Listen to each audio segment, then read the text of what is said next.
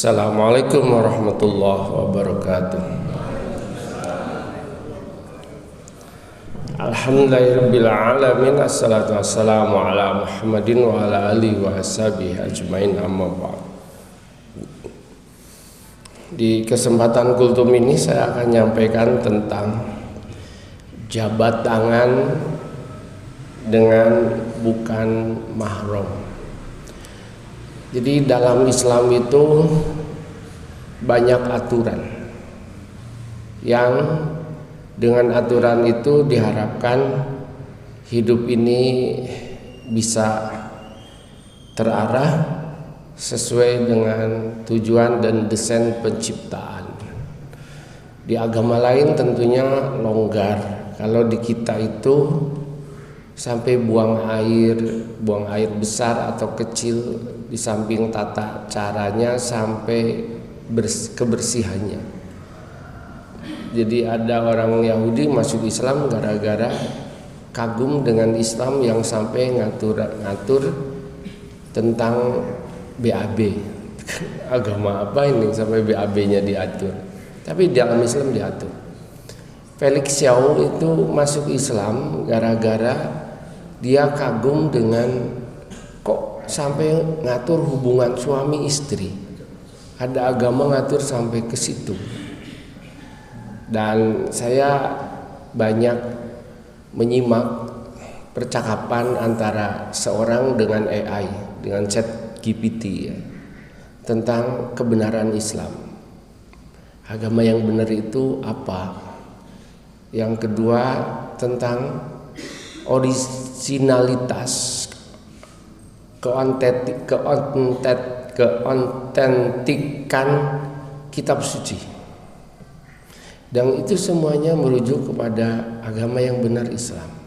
Kitab suci yang otentik itu Quran. Kemudian Tuhan yang benar esa itu Allah.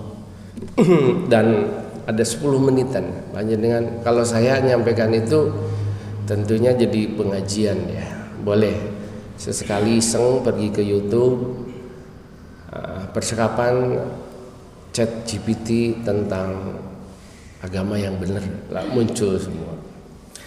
Sekarang saya akan bahas jabat tangan.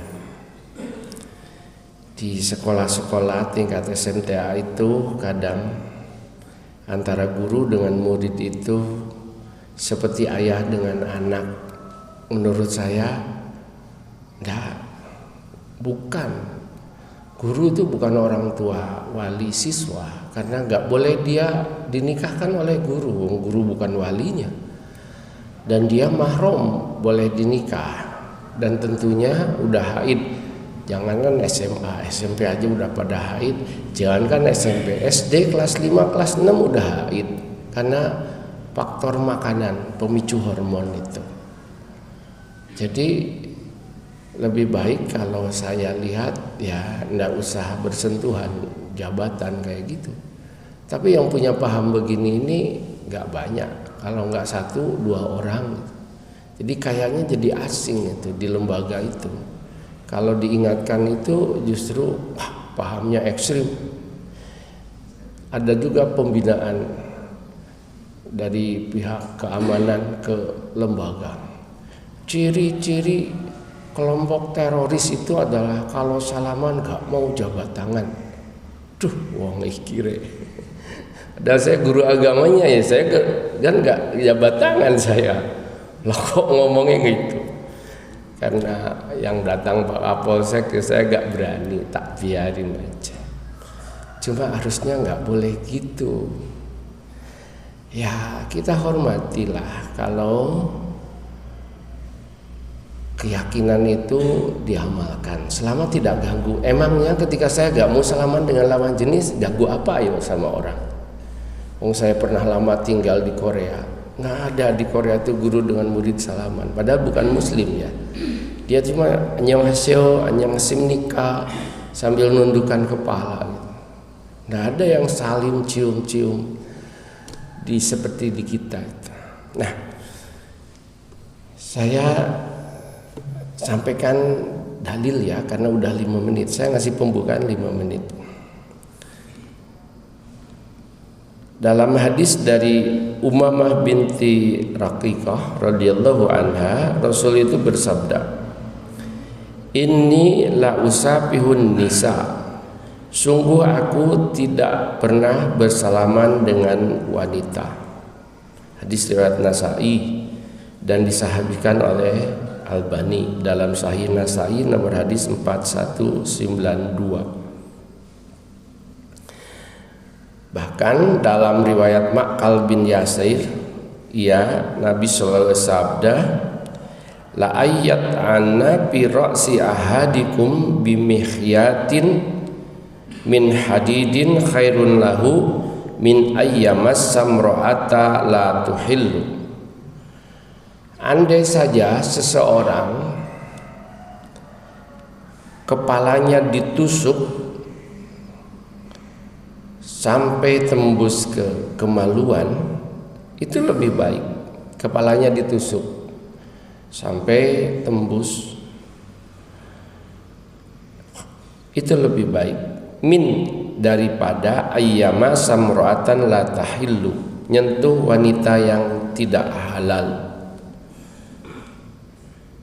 Hadis riwayat Tabrani nomor hadis 486. Albani mengatakan hadisnya sahih. Ya, ini SOP ya di agama kita. Jadi jangan sampai sesuatu yang benar lalu dianggap salah, sesuatu yang salah karena kaprah dianggap jamaah lalu itu benar. Jadi standar di agama kita itu bukan banyaknya pelaku pengamal, tetapi dasarnya apa? Ya, karena orang itu gak mau ngaji, jadi ya susah juga ngaku Islam tapi gak tahu SOP tata aturan dalam Islam, sehingga yang benar lalu disalahkan, yang salah itu dianggap kebenaran. Dari Aisyah, ia berkata, "Mamasat yadu Rasulullah sallallahu alaihi wasallam yadum ra'atin qattun." Nabi itu tidak pernah menyentuh tangan wanita sekalipun. Makana yubayyihunna illa bil kalam. Bahkan ketika membaiat para wanita itu Nabi dengan kata-kata. Hadis riwayat Bukhari nomor hadis 5288, Muslim 1866. Jadi di agama Islam itu memang preventif sekali. Coba ada kiai ya, mempunyai pesantren. Ya kalau karena masih muda mungkin ustadz yang menzinai 20 santrinya, 12 orang sampai hamil, 4 orang hamilnya sampai 2 kali. Itu terjadi, viral kan 2 tahun yang lalu itu. Ya memang kita kalau normal itu kan adalah getaran-getaran kecil itu dengan orang yang cantik, apalagi anak itu seperti mantan. Loh, kok kayak mantanku. Sehingga kelihatannya deredek nyentuh itu iso gemeter itu.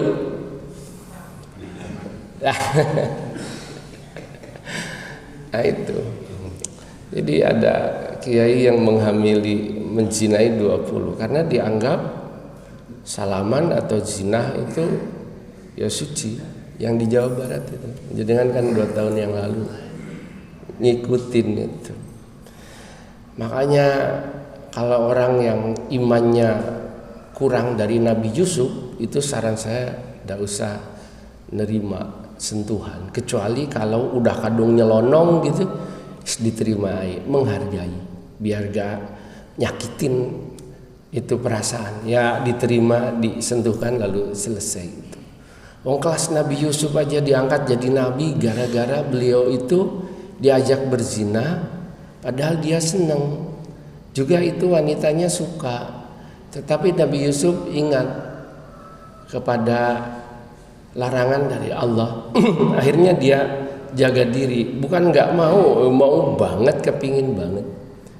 Dan dia berhasil, penjara dipilih oleh dia daripada berzina. Padahal nggak ada siapa-siapa, dikunci, tidak ada orang, cantik, terhormat, mulia, suka. Itu kalau terjadi pada kita kan bisa kun payakun. Jadilah apa yang terjadi. Kapan lagi Nabi Yusuf bisa lalu diangkat jadi nabi, bayangin. Jadi kalau kita udah bisa mencegah, di mana ada kesempatan, mungkin kita bisa jadi nabi kalau ada nabi setelah Nabi Muhammad. Berhubung udah dikunci Nabi Muhammad itu nabi terakhir, ya kita dapat pahala sekelas nabi, gitu aja. Baik Bapak Ibu, bahasanya masih panjang tapi waktunya habis. Setidaknya nangkeplah bahwa sebisa mungkin tidak usah, karena bukan mahram, lawan jenis, lalu dilarang di agama kita. Andai kata sunnah yo kita lakukan. Andai kata zina itu sunnah, bendino saya ini. Berhubung itu haram dan paling berat hukumnya, maka deket aja saya gak mau. Mudah-mudahan manfaat. Aku lu qauli hada, fastaghfirullah yastaghfir lakum, wassalamu alaikum warahmatullahi wabarakatuh.